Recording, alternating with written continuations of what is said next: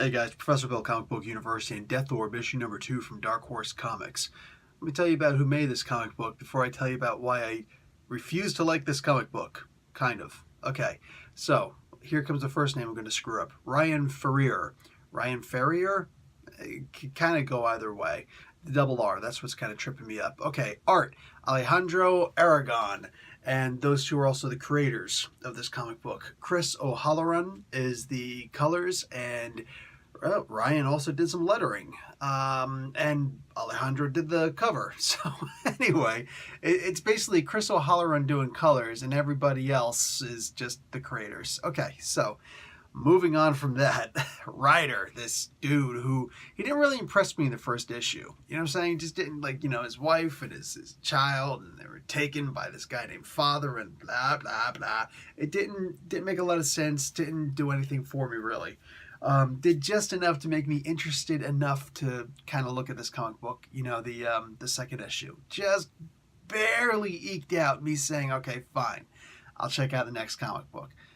Well, that being the case, first couple pages of this were actually really boring. Maybe even the first half of the comic book was really boring, It was all right.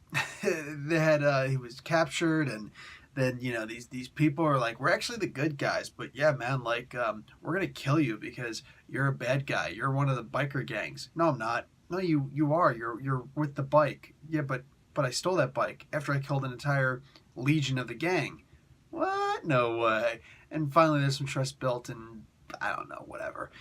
And then Father's talking to some messenger dude who's bothering him, and I can't tell the difference between the two with the way they're drawn, and it's like, what is this? Then the second half of the comic book happened, a little bit more than the second half. And all of a sudden now I can't wait to read the next issue. Yeah, it's like that.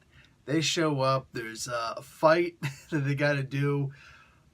Not too shabby as far as fights are concerned. I actually like this. Dude had to fight against a sort of a scuba diving mech warrior type incidental. And it was kind of interesting. The rest of the team showed up, and okay, that was kind of cool. Then they go into this underground bunker to go and rescue this 12-year-old who could apparently use extrasensory perception, like telepathy and clairvoyance and stuff like that. Well, when they go down there, there's an assassin down there, cuts off the one dude's hand, and is like, oh yeah, I'm here to kill all of y'all. And the girl, who can see the future, says he's going to kill all of you. Oh, this should be fun. That's how this comic book ended. Now, I don't usually spoil the whole comic book, and it's not really the whole comic book. There are a lot of parts I left untethered, but I did give you the ending. The reason why I gave you the ending, because I think this comic book is actually kind of hot right now. Man, I do not want to like this comic book. I wanted to read this comic book and just self-fulfilling prophecy. Just look, I predicted that it was not going to be a good comic book. Damn it, I was wrong. But I'm okay with that. I'm okay with that because I like comic books.